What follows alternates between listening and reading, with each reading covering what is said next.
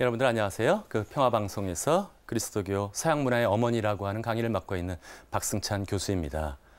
일부러 한번 인사드려봤어요. 이제 익숙한 얼굴이지만 다시 한번 이렇게 만났다라고 하는 소중한 시간을 감사하기 위해서 말씀을 드려보았고요. 어느덧 벌써 4번째 강의입니다. 이제 서서히 그 고통을 받고 박해를 받던 시기가 끝나는 것이기 때문에 제가 제목을 4번째 강의는 이렇게 달아보았습니다. 콘스탄티누스를 통해서 얻은 신앙의 자유라고 하는 그러한 이야기인데, 다시 처음부터 첫 강의부터 다시 한번 기억하는 것은 의미가 없을 것 같고요. 그래도 한 주밖에 안 지났지만 또 잊어버리신 분들이 있을까 봐 제가 꼭 마지막에 퀴즈를 하나 낸 것이 있었습니다. 그걸 한번 회상해 주셨으면 좋겠어요. 아프리카 학파라는 곳에서 테르툴리아누스라는 아주 위대한 학자가 뭐라고 외쳤냐면, 나는 불합리하기 때문에 믿는다. 신앙이 가장 소중하다라는 입장이 하나 있었고, 또 다른 입장에는 아주 뛰어나고 위대한 도시였던 알렉산드리아에서 알렉산드리아 학파가 생겨나게 되었죠. 대표자 이름 한번 먼저 살짝 여쭤보자면 누구였었죠? 오리게네스라고 하는 분이 바로 그 뛰어난 어떠한 학문적인 것들, 수천권을 통해서 이제 무슨 초석을 놓았다? 그리스도교와 그리스 로마 문화가 만나서 하나로 융합될 수 있는 토착화라고 하는 아주 엄청나게 힘든 길에 탄탄대로로 따라 놓았다. 하지만 안타깝게도 그분 자신은 일부 틀린 내용이 있었기 때문에, 하지만 이분은 후대 이단과는 다른 차원이에요. 아직 정통 교리가 무엇인지 전혀 결정이 안 됐기 때문에 오리게네스라고 하는 분은 여러 가지 사유 실험을 통해서 자신이 할 수 있는 최선의 길을 찾아낸 거예요. 하지만 그럼에도 불구하고 후대 사람들이 바라볼 때는 이것은 우리의 정통 교리와는 딱 맞지 않는다라는 이유로 배척되었기 때문에 너무도 안타깝게 그분들의 책들은 사라져 버리고 말았다. 궁금하시죠? 근데 어떤 이 두 가지 다른 입장 중에 아프리카 학파가 승리했을지, 신앙을 강조하는 이성과 신앙의 조화를 강조했던 알렉산드리아 학파가 승리했을지, 그것이 과정을 밝혀내는 것이 이번에 4번째 강의의 가장 핵심적인 주제입니다. 들어가기 전에 오리게네스 강의를 지난번 하면서 제가 너무나 생각나는 분이 한 분 계셨어요. 계셨는데 그분에 대한 이야기 잠깐 강의 초반에 하고 들어가도 괜찮을 것 같아요. 뭐였냐면, 오리게네스라고 하는 책이 쓴 사람의 그 책이 가장 유명한 책이 원리론이라고 하는 책이 있습니다. 원리론, 페리아르콘이라고 하는 책인데, 이 원리론이라는 책을 아무도 인정해 주지 않는데 땀을 뻘뻘 흘리면서, 공역이긴 하지만 그 모든 어려운 일들을 갖다가 혼자 번역하고 계신 분이 한 분 계세요. 번역이 거의 다 끝나서 이제 그 오리게네스의 가장 그 소중한 사상을 갖다가, 그 어려운 사상들을 우리들한테 알려주는 분이 계신데, 그분은 일본의 방송에 나서 꼭 한번 소개시키고 드리고 싶던 분인데, 이분이 바로 하성수 박사님이라고 하는 분입니다. 제가 오리게네스를 강의하거나 이 모든 내용들은 대부분 어떤 분의 책을 통해서 배운 것이냐 하면, 하성수 박사님께서 번역해 주신 그 많은 책들을 통해서 이러한 내용을 배워나가게 되었다. 오리게네스가 어떻게 그 많은 책을 쓸 수 있게 되었죠? 기억나시는 분? 암브로시우스라는 사람이 아주 열심히 그것을 지원해 주었어요.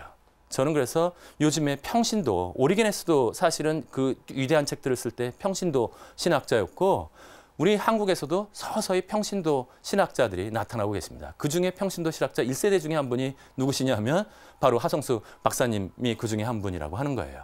저는 그래서 이런 분들을 뭐라 하냐면 넝쿨당이라고 불러요. 넝쿨째 굴러 들어온 당신. 이 교회를 발전시켜 나가는 데 있어서 이 넝쿨당, 평신도 신학자들의 역할이 유럽 같은 경우 보면 훨씬 더 커질 것이다 라고 생각하는 것이죠.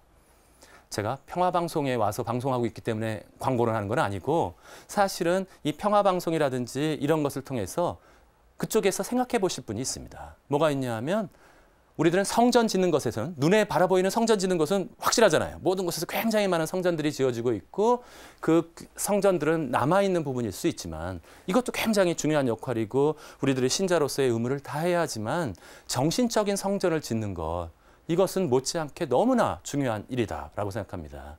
그래서 제가 한 번도 제대로 알려지지 않았은, 잠깐 뉴스에 나왔지만 우리 가톨릭 대학교에다가 영적인 성전을 짓기 위해서 기부하신 분이 한 분 계세요.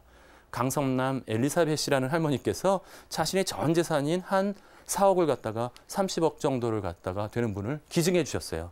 그러면서 단서를 달았는데 무엇이었냐면, 가톨릭 관련된 인문학 발전에 이 집에서 나오는 모든 세를 써주세요 라고 그것을 지정해서 내주셨습니다. 정말로 오리게네스한테 암브로시우스 같은 분이 있었다면 이런 분들이 나타나고 있기 때문에 이런 분들의 도움을 받아서 정말로 열심히, 저는 영적인 성전이라고 하는데 그것들이 만들어 나가실 수 있다고 생각합니다. 여러분들 일단 뭐 성전 이런 뜻은 아니에요. 성전 건축 헌금 내지 말고 내라는 뜻은 아니고 성전 건축 헌금도 내지만 영적인 성전에 대한 관심들도 서서히 만들어 나가자. 초대교회는 이런 정신으로 한 푼, 두 푼 모인 곳으로서 작은 교회들이 생겨나기 시작했어요. 박해 시대가 완전히 지속된 것이 아니라고 말씀드렸었죠. 그렇기 때문에 박해가 잠시 멈추면 꼭 이렇게 생각하시면 안 돼요. 300년 동안 카타콤바에 숨어 있었다. 그거 아니었어요. 박해가 되었다, 안 되었다 하는 시기였기 때문에 많은 교회들이 박해가 없는 시기에는 바깥으로 나와서 지상교회에서 잘 생활하고 있었고, 하지만 갑자기 박해가 심해지면 교회 재산을 몰수하고 박해하고 죽이고, 이것이 냉탕과 온탕이 계속해서 반복되는 시기였다. 마음이 편했을까요? 절대로 마음이 편하지 않았어요. 그리스도교를 믿는다는 것은 요즘처럼 자랑스럽게 이렇게 수도복을 입고 다니고 십자가를 메고 다니고 왜 바깥 사람들이 모르는 것처럼 모든 외국인들이 보면 깜짝 놀랄 정도로 빨간 십자가를 온통 서울시에 깔아놓는 그런 방식이 아니라, 그때의 그리스도교인을 믿는다는 것은 무엇이다?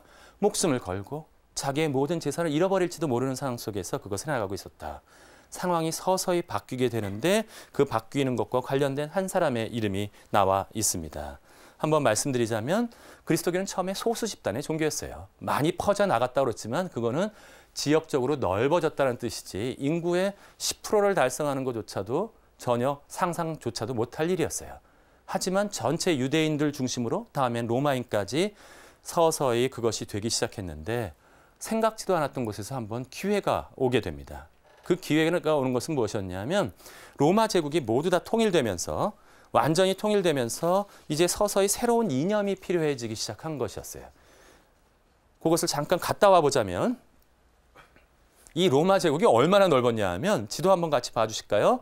잘 안 보이시는 분들도 계시겠지만 한번 상상해 보세요. 지중해라고 하는 전체 영역 속에서 지중해를 중심으로 로마 제국은 발달했는데, 로마라고 하는 곳, 이태리의 중심부에 있는 저 장화 모양으로 생긴 저 한복판에 있는 로마로부터 반경 모든 곳이 자신들이 알려진, 지도를 통해서 알려진 모든 곳은, 배를 타고 갈 수 있는 모든 곳은 다 점령했어요. 그러시죠? 보이시죠? 그리스 땅, 터키 땅, 이집트 땅, 튀니스, 알제리, 몽땅 북아프리카, 스페인 땅, 어디까지? 프랑스 땅을 넘어서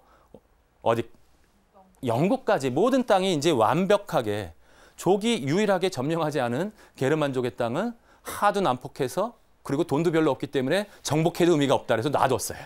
그냥 시저가 그냥 저긴 버려진 땅이라는 것만 해놓고는 모든 것을 다 점령하게 되었다. 그 와중 속에서 이에서 그만 무슨 일이 벌어졌냐면, 나라가 너무 커져서, 이건 갈라져서 나라를 나눈 것이 아니었어요. 나라가 너무나 커졌기 때문에 이것을 다스리기가 어려워서 4개의 땅으로 나눴어요. 285년도에 어떻게 나눴냐면 로마 중심의 가장 핵심부 하나 나누고, 저 프랑스랑 영국은 당시에 좀 문화가 발달하지 않았기 때문에 다른 부황제가 맡고, 그 다음에 콘스탄티노플의 황제가 맡고, 또 그리스 지역은 또 다른 부황제가 맡고, 그러면 총 황제가 몇 명이에요? 4명의 황제를 갖다가 2명의 정황제, 2명의 부황제, 싸워서가 아니라 다스리기 편하려고 황제를 4명까지 둘 정도로 로마 제국이 커져 버리게 됩니다. 그런데 그렇게 커지고 나면 문제가 생겨날 수 있어요. 뭐냐면 여러 황제들이 나타나게 되면 문제가 생겨날 수 있으니까 어떠한 이념이 필요했냐면, 이 모든 4개의 황제들이 다스리고 있지만 하나의 제국이고 가장 대표자는 한 명의 황제이며 모든 국가들은 하나로 일치된 것이다라고 하는 생각들을 갖다가 뒷받침해줄 어떤 그러한 정신이 필요하게 되었다라고 하는 것입니다. 그것이 필요했는데 이미 로마 제국의 다신교는 힘이 많이 약화되어 있었어요. 이미 철학자들은 저렇게 많이 신화적으로 만들어낸 신은 인간들이 만들어낸 신이니까, 그거 안 믿는다 그러면 박해하니까 우리가 그 제우스의 신전, 그러니까 주피터의 신전, 헤라의 신전, 비너스의 신전을 찾아가기는 하지만 진짜 신일까? 이런 의심들을 하고 있는 사람들, 지식인들 많았고 더 이상 힘이 딸려 있을 때 새로운 힘을 받기 위한 것을 어디서 찾기 시작했다? 그리스도교 안에서 찾기 시작할 필요성이 생겨나게 됩니다. 그것을 처음으로 찾아낸 황제의 이름이 여기 나와 있죠. 314년 콘스탄티누스의 밀라노 칙령이라는 것을 통해서 종교의 자유를 얻게 되는데 이 밀라노의 칙령이라고 하는 것은 우리가 생각하는 것처럼 그렇게 순수하게 종교적인 의미만을 가지고 있었던 것은 아니었어요. 그 안에 상당히 많은 정치적인 의미가 들어있었는데 오늘 그곳을 살살 파헤쳐 보도록 하겠습니다. 콘스탄티누스 대제는 아까 말씀드렸던 황제가 몇 명 있었다 그랬어요? 4명의 황제, 사황제 시대 때 부황제인 콘스탄티누스의 아들로 태어났어요. 근데 요게 좀 콘스탄티누스의 대제에 얽힌 어떤 얘기가 있었는데 콘스탄티우스 아버지 이름이 헷갈리죠? 기억 안 하셔도 돼요. 이런 거 기억하다가 괜히 머리에 쥐나요? 콘스탄티누스라는 이름만 잘 기억하시면 좋은데 하여튼 콘스탄티누스 아버지가 장군이었어요. 잘생기고 아주 용감한 장군이었기 때문에 온갖 곳에 전쟁터를 가는 곳이었는데 하루는 비티니아라는 지역을 갔다가 점령군으로 가고 있는데 여관에 머물렀죠. 그러니까 장군들이 막사에서 자기는 여관에서 자고 모든 병영들은 점에서 자고 있는데 너무 아리따고 씩씩한 여인이 있는 거예요. 들어와서 여관집 딸이었는데 여관집 딸에서 하면서 마국간도 돌보고 그 콘스탄티우스의 말을 갖다 돌보면서 마국간 지기도 겸하면서 아주 씩씩한 시골 처녀가 있었는데 그만 한눈에 푹 빠져버리고 말았어요. 그래가지고 어떻게 해요? 장군이 뭐 온갖 감언 이설로 해서 뭐 헬레나는 좀 튕겼겠죠. 아, 저는 그런 얘기 몰라요 하면서 열심히 튕기는데 튕기니까 더 매력적으로 바라 보이는 거야. 밀당의 대가인 이 헬레나 황후에 푹 빠졌던 콘스탄티누스는 그만 쫓아가서 구애했고 구애해서 자신의 아내로 만들긴 했는데 신분 차이가 너무 났어요. 신분 차이가 너무 나서 그만 정실 부인으로 들이지 못했고 당시에 장군들은 여러 첩들을 두었기 때문에 그 첩 중에 하나로 헬레나라는 그 영감하고 씩씩한 처녀를 맞아들이게 됩니다. 그래가지고서 잘 행복하게 살면서 그때 태어난 아들이 누구였냐면 콘스탄티누스였어요. 처음엔 너무 행복했어요. 장군이지만 그래도 부유한 집에 용맹하게 전리품도 얻고 꽤 부유해지면서 잘 살고 있었는데 그만 이 콘스탄티누스 장군이 너무 유명해지고 말았어요. 너무 유명해져서 어떤 일이 벌어졌냐 하면 막센티우스라는 황제가 쫙 이 전쟁터를 그거를 나가고 있는데 전쟁터에 나가서 승승장구하는데 보니까 막 금발을 날리면서 이리 뛰고 저리 뛰고 근데 너무 멋있는 거야. 그래서 누구 했어요? 불러왔죠. 저 누구냐? 쟤 데려와라. 그랬더니 딱 와서 콘스탄티우스입니다. 뭐 딱 멋있게 연기하는데 패가 멋있어. 그래가지고 어떻게 했냐면 자기 의붓딸이 하나 있었는데 의붓딸과 결혼해라. 그런 거예요. 그랬더니 눈치 없이 콘스탄티우스가 가만히 있었으면 괜찮은데 저는 이미 결혼한 몸입니다. 한 번 결혼한 게 뭐가 문제야? 이러고 나온 거예요. 그랬더니 뭐라 했냐면 헬레나라고 하는 그 수소문에서 알고 나서는 결혼 조건으로 내걸었어요. 꽤 사랑하는 것을 알고 저 신분이 낮은 첩을 떠나보내라 라는 조건을 보이게 됩니다. 그래서 이 콘스탄티누스라고 하는 콘스탄티누스의 아버지는 그만 누구랑 결혼했냐면 의붓딸과 황제의 의붓딸과 결혼하느라고 황제의 사이가 되느라고 자기의 조강지처를 버리고 누구랑 결혼했다? 황제의 딸과 결혼하게 말게 됩니다. 그래서 그 힘을 가지고 결국 무엇까지 되었다? 부황제까지 되었어요. 부황제까지 되었는데 부황제가 되자마자 콘스탄티누스는 그만 어머니를 생으로 찢겼어요. 그래서 어머니는 상처받아서 씩씩했던 헬레나 황후는 고향으로 돌아가 버렸고 하루아침에 어머니 잃은 것도 억울한데 콘스탄티누스는 어디를 보내버렸다? 황제끼리 싸우면 안 되잖아요. 그러니까 각각의 아들들을 서로 아들이나 딸을 인질로 보내는데 콘스탄티누스는 어린 나이에 그만 다른 저쪽 왕궁의 리키니우스라는 곳에 황제가 있는 곳에 왕궁에 인질로 보내져 버리게 됩니다. 명색은 부황제의 아들인데 외딴 곳에 갇혀가지고 우리나라 옛날에 원나라에 잡혀간 그 부마들처럼 또는 아들처럼 황세자처럼 그러한 신세가 되어버린 거예요. 근데 콘스탄티누스는 그곳에서 좌절하지 않았어요.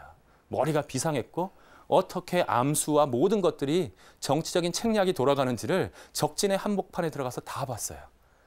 아버지를 닮아서 또 싸움까지 잘했어.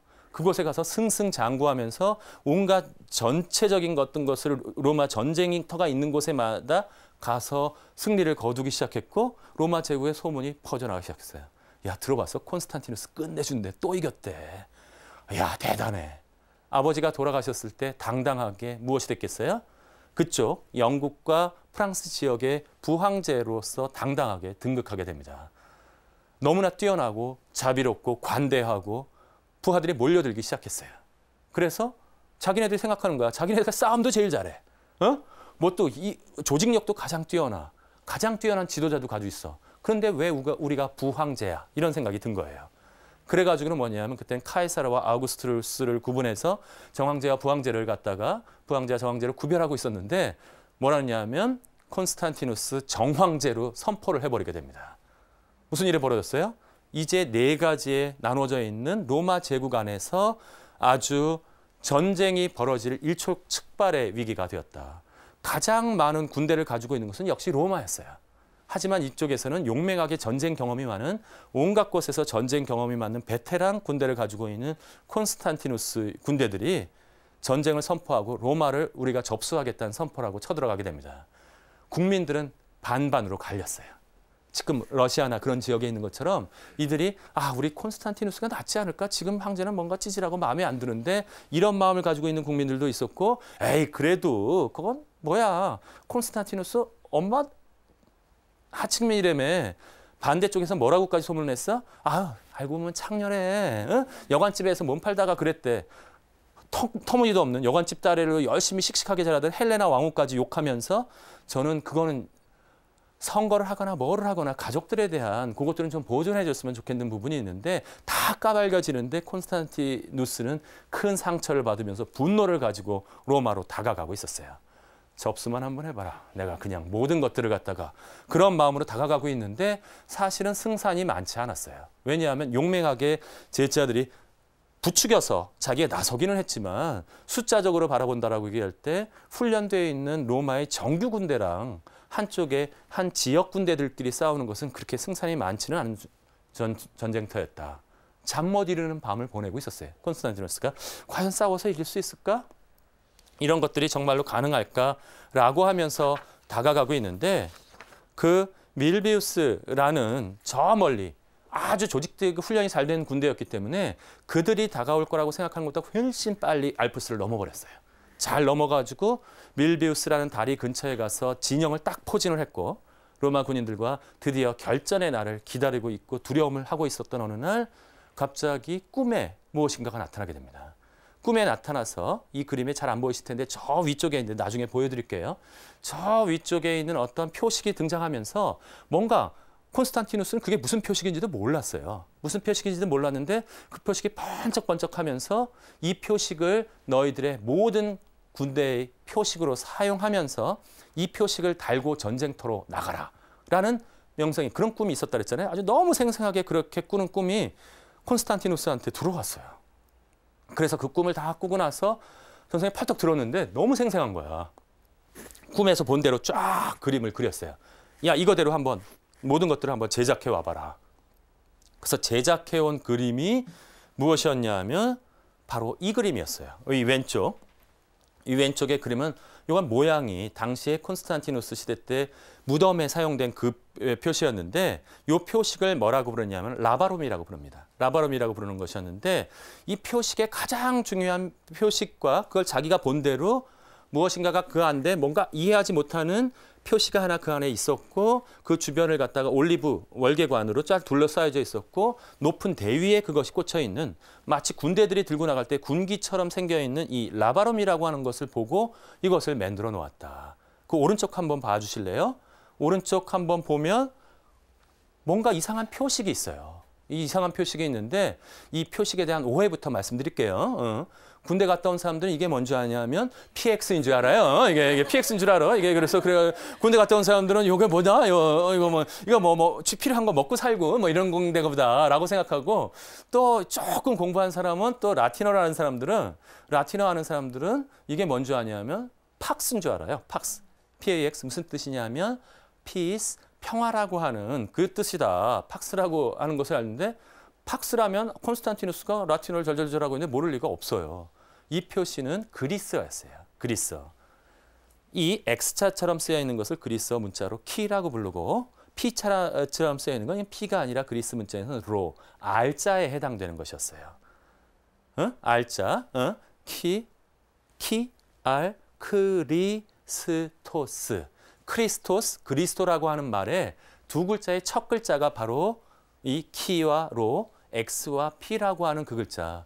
무슨 뜻이겠어요? 그리스도라고 하는 너희가 무슨 이름을 달고 나가라. 그리스도의 이름을 달고 나가서 전쟁터에 나가면 네가 반드시 승리할 것이다. 근데 콘스탄티누스는 전에도 사실은 이게 뭐 그리스도교에 대한 것이 열정이 막 나중에는 막 성인전을 쓰는 사람은 막 덧붙이는데 이 양반은 약간 귀가 얇은 사람이었어요. 그 전에 몇 년 전에는 또 아폴로 신전에 가서 비슷한 짓도 했어. 요거 달고 나가서 보니까 성과가 괜찮았으니까 이번에는 잘은 모르지만 이렇게 새롭게 자기한테 신이 영감을 준 이 표식을 들고 나가자. 일사불란하게 명령을 내렸죠. 모든 방패다 붙여라. 모든 군기도 이거로 바꾼다. 갑자기 거기다가 전쟁터를 새롭게 장식하는 어떤 작업들이 들어간 거예요. 이게 뭔지도 모르고 붙잡고 나갔는데 비율도 말이 안 돼요. 이쪽이 한 2배, 3배 되는 막센티우스의 군대와 딱 맞붙었는데 막센티우스의 군대는 어떻게 맞붙으면 좋아요? 군대가 많은 쪽은 한꺼번에 덤벼들어서 이들을 제압하는 것이 좋기 때문에 밀비우스라는 나무다리가 돌다리가 잘 있었는데 그 옆에다가 급조해서 공병대들이 나무다리를 놓게 됩니다. 그러면서 동시에 일제히 밀고 들어오는데 신기한 일이 벌어졌어요. 이것들을 그리스도교의 표시를 붙인 이 콘스탄티누스의 군대들이 용기가 백배하는 거예요. 그런 것이 있어요. 요즘에는 그게 어려운데 어떻게 해요? 이라크 전쟁 같은 경우는 막 사담 후세인 지키자고 해도 뭐예요? 위에서 뻥뻥 쏘면 그냥 완전히 초토화되잖아요. 당시의 전투는 그런 전투가 아니었어요. 백병전이었어요. 1대1로 맞붙어서 붙는데 그 사람들은 무엇이 가장 중요했다? 용기가 가장 중요한 거예요. 그래서 당시에는 모든 전투가 시작하기 전에 영화 한번 자세히 보세요. 흥미로운데 모든 장군들은 싸우기 전에 그 사람들을 갖다가 일깨우는 연설을 하게 됩니다. 명연설들을 300 같은 데 보면 우리 걸 위해서 싸우자 뭐 이러고 그다음에 글래디어터 뭐 이런데 아니면 모든 곳에서 프리덤 하면서 외치면서 나가 싸우는데 콘스탄티누스는 멋진 연설을 했고 우리가 차라리 어떠한 그런 치욕을 당하면서 사느니 그러면 우리들은 로마 제국을 새로운 로마를 건설하기 위해서 못 세우느니 우리들 모두 죽는 마음으로 한번 싸워보자고 멋진 연설을 하게 됩니다. 이거 뭔가 이상한 것도 붙였지? 멋진 장군도 있지? 얘네들이 거의 뭐 약 먹은 것처럼 덤벼들어서 싸우는 거예요. 이 사람들은 어쩔 수 없이 별로 좋아하지도 않는 황제에 끌려 나온 군대와 일부러 그 베테랑들이 확 밀고 나오니까 다리를 건너왔던 모든 사람들이 갑자기 후퇴하면서 모든 다리로 넘어가기 시작한 거예요. 돌다리는 견뎌냈는데 뭐예요? 갑자기 모든 사람들이 몰려드니까 성수대교 사건이 난 거예요. 밀비우스의 다리가 무너지면서 오히려 그 칼에 죽은 사람보다도 물에 빠져 죽은 사람이 더 많고 간신히 헤엄쳐 나온 사람들은 콘스탄티누스가 모두 다 베어버리게 됩니다. 어떻게 됐어요? 로마 정규 군대가 한 번의 전투로 그냥 끝장나버렸어요. 콘스탄티누스는 그 전쟁을 치르면서 완전히 확신을 가지게 되었죠. 무슨 확신을 가지게 되었냐 하면 야, 이건 엄청난 힘이다. 이 표시가 무엇이냐고 다 알아보았는데 그 전까지 이미 콘스탄티누스의 궁정에도 꽤 많은 사람들이 그리스도교인이 있었기 때문에 와서 다 얘기해 주게 되죠. 사실 황제님, 사실은 이것이 무슨 표시였냐면 크리스토스라는 약자이고 저희들은 이 내용이 무엇인지 알면서 그리스도교에 대한 이야기들을 콘스탄티누스한테 잘잘잘잘 이야기를 해주게 되었던 것이죠. 콘스탄티누스는 그러면 내가 새롭게 세운 로마 안에서는 그리스도교에 대한 박해는 없다라고 선포하게 됩니다. 그것이 무엇이었냐면 아까 그게 313년에 내려졌던 무슨 칙령이었어요? 밀라노 칙령이라는 것이었어요. 이 밀라노 칙령을 자주 오해하는데 바로 국교가 된 거로 생각하는데 아니었어요. 밀라노 칙령이라는 건 뭐예요? 그리스도교에 대한 종교의 자유를 선포해 준 것이었어요. 종교의 자유. 그럼 어떻게 되겠어요? 주류는 여전히 다신교예요. 로마에 다신교가 있지만 이제 무엇이었어요? 그리스도교가 새롭게 등장하게 됩니다. 콘스탄티누스가 세례를 언제 받았는지는 잘 나타나 있지 않아요.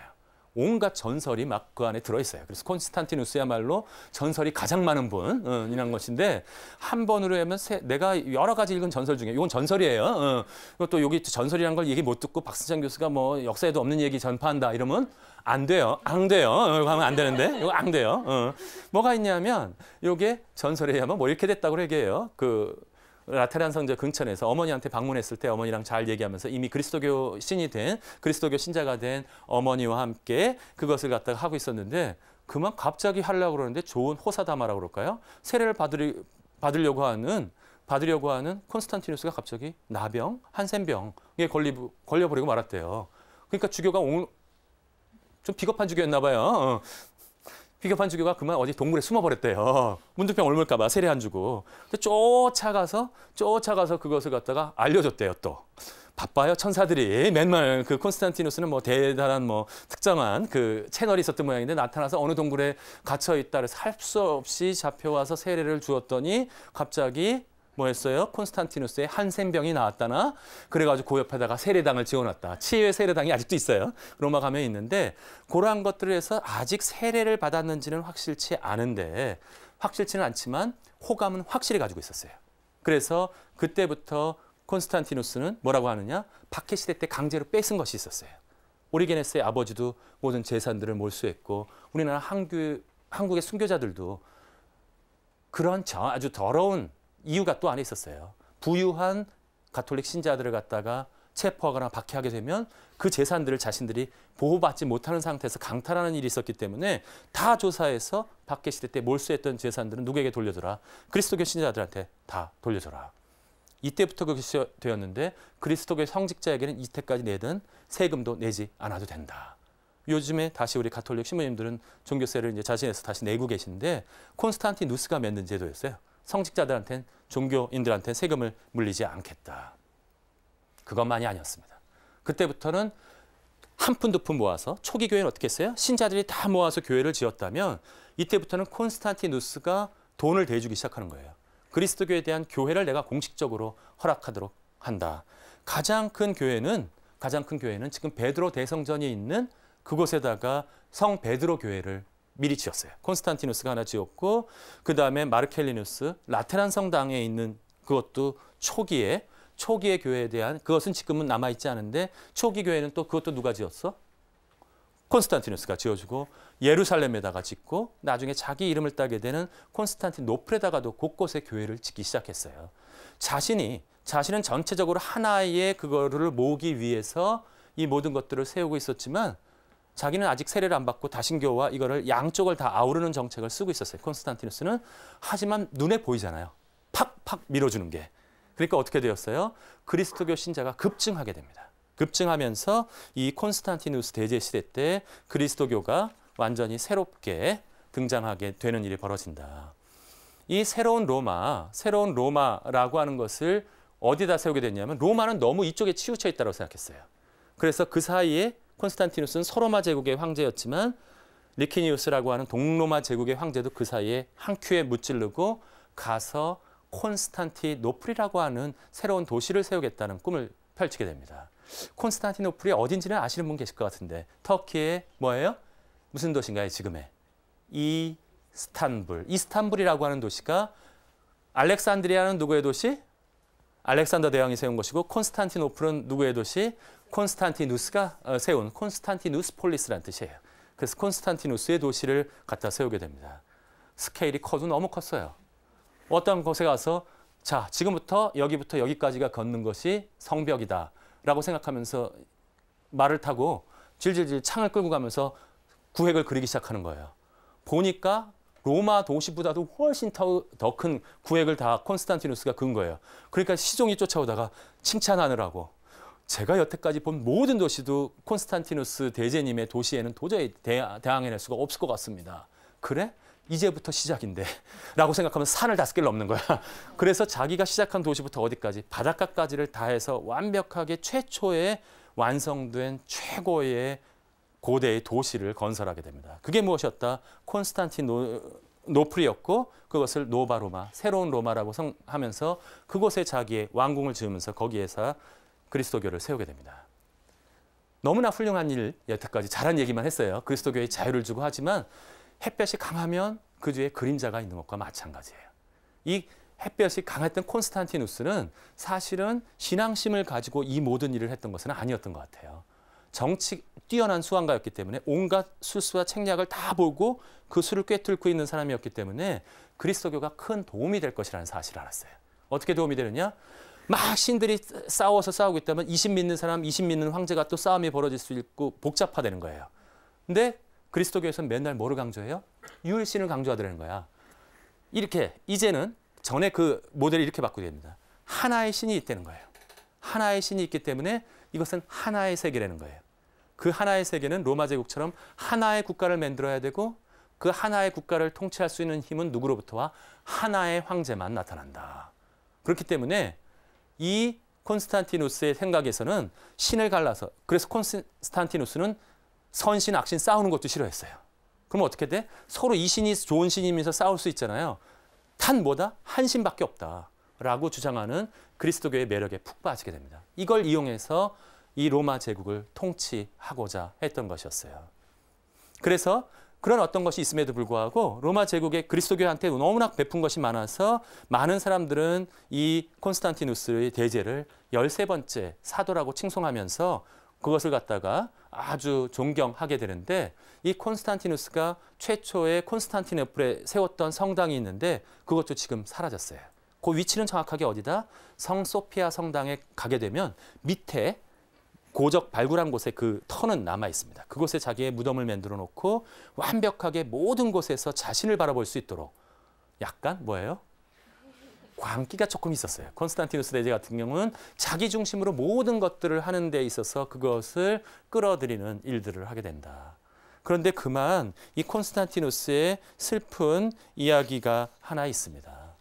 어떤 이야기 있냐면 벌써 일찍 결혼했기 때문에 아들을 하나 낳아놓고 있었어요. 잘생기고 멋진 아들이었는데 그 사이에 그 어머니는 죽고 빨리 죽었고 그 다음에 다시 아주 젊은 정실 황후를 두었어요. 굉장히 황후를 사랑했고 자기 아들도 사랑했고 그랬는데 그만 비극적인 일이 벌어지고 말게 됩니다. 어디 나갔다가 들어왔는데 갑자기 일정을 변경해서 돌아왔는데 그만 자신이 사랑하는 아내와 제 맏아들이 근친상간하고 있는 모습을 보게 되었어요. 아라비안 나이트도 그것과 비슷한 얘기 때문에 왕의 광기가 새어나서 모든 사람을 죽이게 되었는데 그거는 그래도 그 황후가 바람을 핀 것이었어요. 시종과 하는 것이었는데 이것은 그만 무슨 일이 벌어졌어요? 자기 집안의 한복판에서 가장 사랑하는 사람 둘이서 근친상간하는 모습을 보게 된 것이죠. 콘스탄티누스는 분노해서 둘을 다 처형해 버리게 되죠. 콘스탄티누스의 그렇지 않아도 전쟁터에서 피를 묻힌 손에 이제 가족들의 손까지 피를 묻히게 되었어요. 그것을 보면서 가장 안타까워하는 한 여인이 있었어요. 그게 누구였을까요? 황자가 되었을 때 당당하게 모셔온 여인이 있었어요. 고향에 가셨던 자신의 어머니 헬레나를 모시고 왔는데 헬레나를 모시고 와서 아예 자기의 위대한 황후라는 이름을 줬어요. 아우구스타 헬레나. 아우구스타 아주 정말 가장 뛰어난 황제급의 여황제라고 불려도 흠집이 없을 여황제라는 이름의 헬레나 황후를 이름을 주었는데 어머님은 자연스럽게 자기 아들의 그리스도교인이 그 사이에 되셨고 열심히 그리스도교인을 믿고 있는 것으로만 만족하고 있었는데 자기 아들한테 자기 아들의 가정 안에서 그런 비극이 벌어진 거예요. 콘스탄티누스는 제대로 속죄할 생각도 못하고 분노에만 차 있기 때문에 어머니는 속죄하겠다는 생각을 하게 됩니다. 속죄하기에 가장 좋은 장소가 어디에 있을까 생각하다가 떠오른 도시가 하나 있었어요. 무슨 도시였을까요? 속죄한다면 예루살렘이었던 거예요. 예루살렘이라는 도시가 거의 버려져서 이미 유대인들이 한번 몇 차례나 반란을 일으켰기 때문에 로마인들이 가서 철저하게 파괴해버렸고 뭐라 했어요? 유대인 성전에 있었던 모든 보물들은 다 가져다가 뭐 지었어요? 콜로세움 지어놨어요. 콜로세움 다 지어놓는 곳에서 완전히 평평해졌고 초막처럼 되어 있는 곳에 가서 콘스탄티누스한테 얘기하게 됩니다. 아, 콘스탄티누스, 내가 꿈이 하나 있다. 이때 나이가 이미 70세가 넘었어요. 꿈이 하나 있는데 노구지만 꼭 가서 내가 믿고 있는 예수님의 무덤이 있는 곳에 가서 꼭 참배를 한번 해보고 싶다. 그러니 그 나의 원을 들어다오. 콘스탄티누스는 흔쾌하게 허락했어요. 어머님, 걱정하지 마십시오. 땅을 밟지 않고 제가 예루살렘까지 보내드리겠습니다. 완벽하게 군대들 호위부대 해가지고 해서 예루살렘 쪽으로 서서히 다가가게 됩니다. 헬레나의 마음은 밟지 않았어요. 그곳에 자신의 가족의 비극을 갖다가 속죄하면서 하지만 그 죄만 지었겠어요? 뭔가 전쟁터에서 그 자신들에 대한 반란을 일으켰던 자들을 처절하게 냉철하게 자기한테 투항하면 용서를 베풀지만 한 자들은 가차없게 뜨거움과 자비와 냉혹한 맹수의 모습을 다 가지고 있었던 콘스탄티노스의 모습을 바라보면서 아들 대신 속죄를 하기 위한 길을 나서게 됩니다. 콘스탄티노스의 어머니로서 어머니의 노력으로 밀라노 칙령을 설포했고 그 사이에 많은 성당을 지었는데 이제 서서히 325년경에 예루살렘 순례를 나아가게 되었던 것이었죠. 그러한 순례의 길로 아주 유명한 일화가 하나 있습니다. 이게 두 가지 그림인데 잘 구분이 안 되는데 첫 번째 그림에 가서 드디어 얘기를 해보니까 그곳에 이미 무덤이 있었던 곳에다가 딱 헐어버리고 신전을 지어놨었기 때문에 로마인들이 다른 신들의 신전이 있었기 때문에 그 터를 가보면 바로 그 밑에가 예수님의 무덤이 있었다는 곳, 무덤 성당이 있었다는 곳을 알고 있었어요. 대규모 서술 최고의 고고학 발굴 작업이 들어가기 시작했죠. 열심히 파냈는데 아니나 다를까 웬만한 층에 들어가게 되니까 십자가가 3개의 십자가가 성서에 나와 있는 대로 발견이 된 거예요. 근데 마지막에 다 그게 덮여버렸기 때문에 막 뒤죽박죽이 되어 있는 상태에서 3개의 십자가를 발견했어요. 왜 3개의 십자가였죠? 예수님이 혼자 못 박히셨나요? 아니었죠. 가운데 박히시고 양쪽에 좌측과 우측에 하게 되는데 이게 순서 없이 뒤바뀌어 있으니까 이게 어느 십자가가 예수님 십자가인지를 알 수가 없는 거야. 그래가지고 당황하고 있을 때 전설에 의하면, 이것도 전설이에요. 하지만 이건 뭐 거의 일화라고 얘기할 수 있는 부분인데 전설에 의하면 그때 그쪽에 장례지가 있었던 곳이었으니까 예수님이 묻힌 곳이 멀지 않는 곳에 장례 행렬이 지나가고 있었습니다. 젊은 청년이 지나가고 있었는데 갑자기 헬레나 황후가 퍼뜩 생각이 난 것이 있어요. 십자가를 가져와서 저 관에 갖다 대어보아라. 첫 번째 반응 없어요.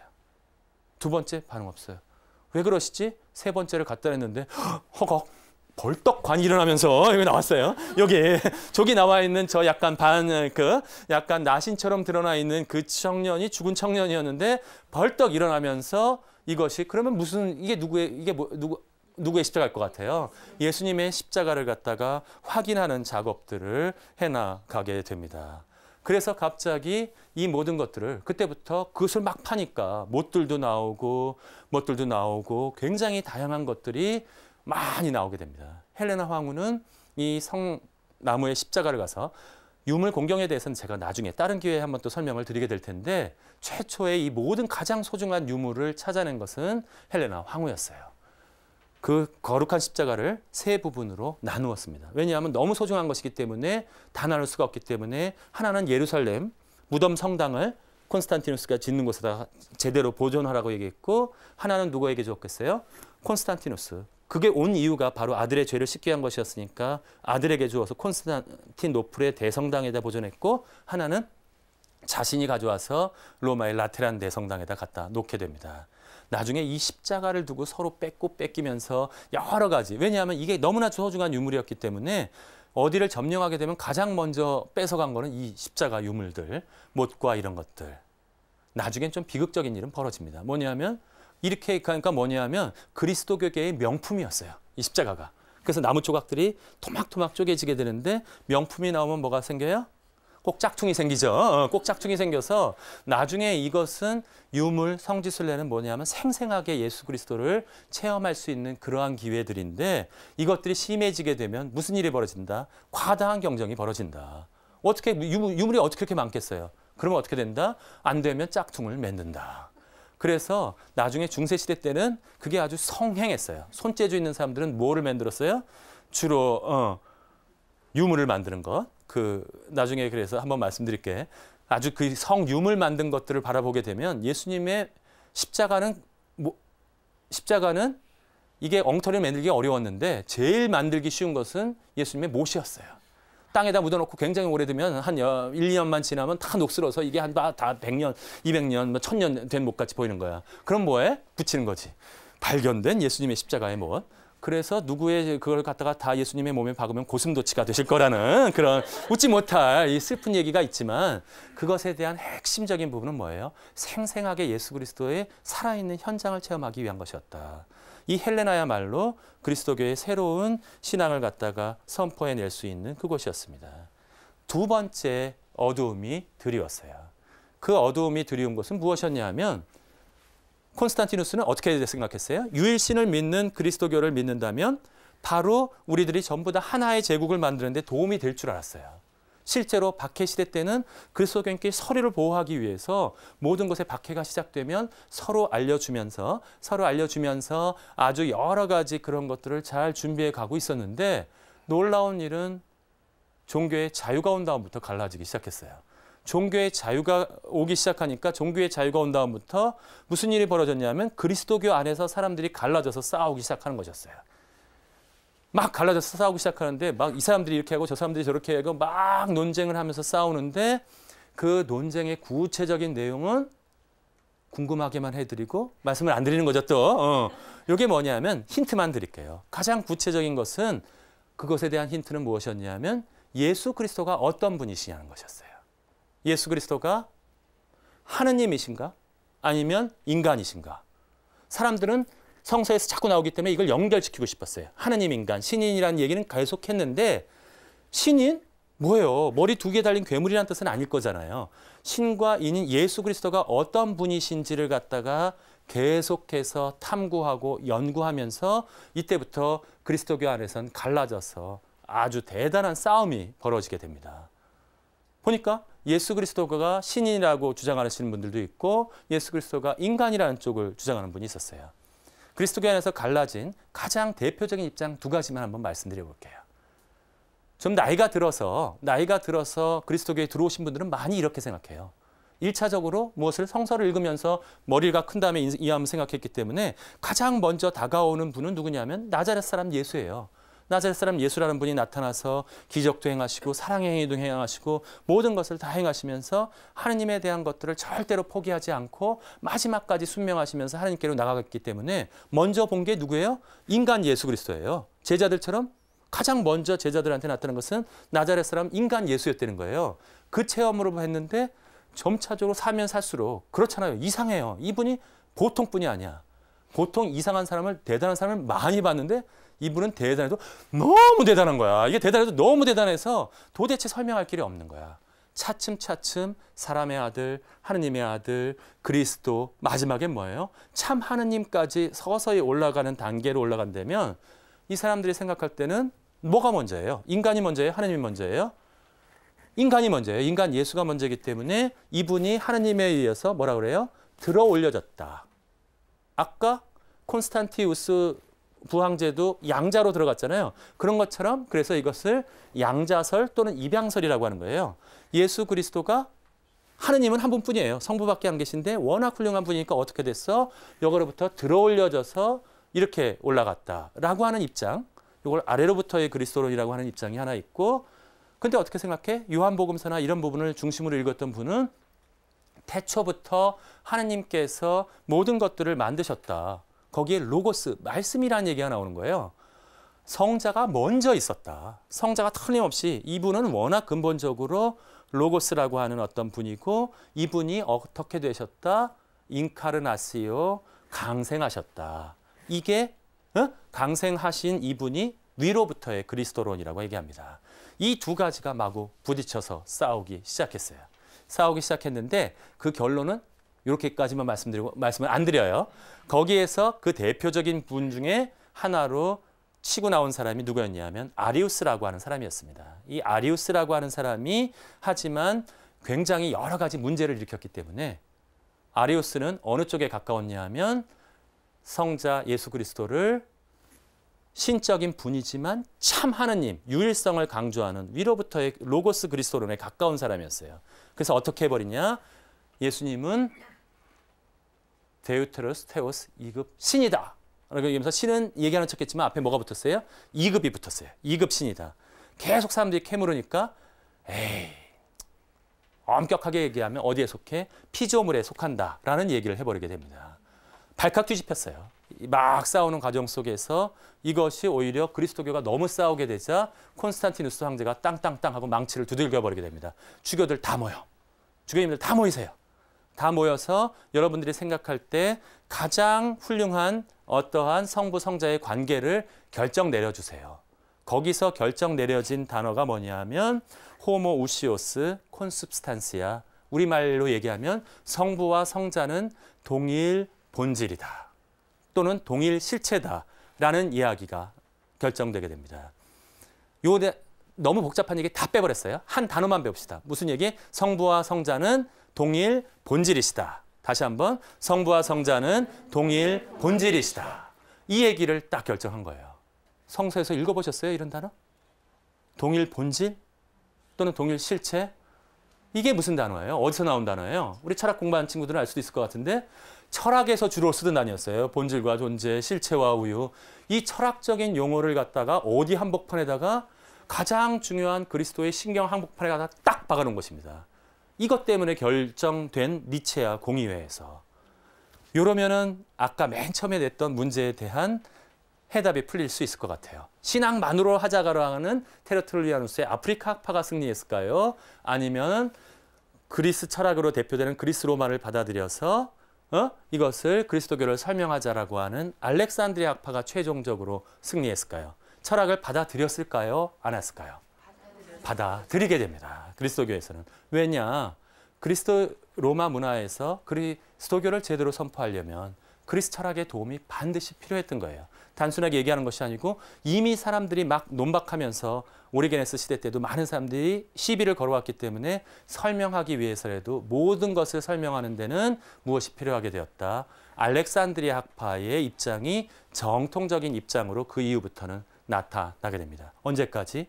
종교 개혁이 새롭게 벌어질 때까지는 가톨릭 안에서의 주류는 주로 어떤 내용이었다? 알렉산드리아 학파의 도움을 받아서 들어오게 된다. 가장 중요한 곳에 동일, 본질, 호모, 우시오스라는 단어가 쓰이면서부터는 이거를 설명하기 위한 모든 논쟁이 벌어지게 됩니다. 제가 미리 예고편으로 한번 말씀을 드릴게요. 아마 26강 중에 가장 어려운 강의는 다음 강의가 될 것 같아요.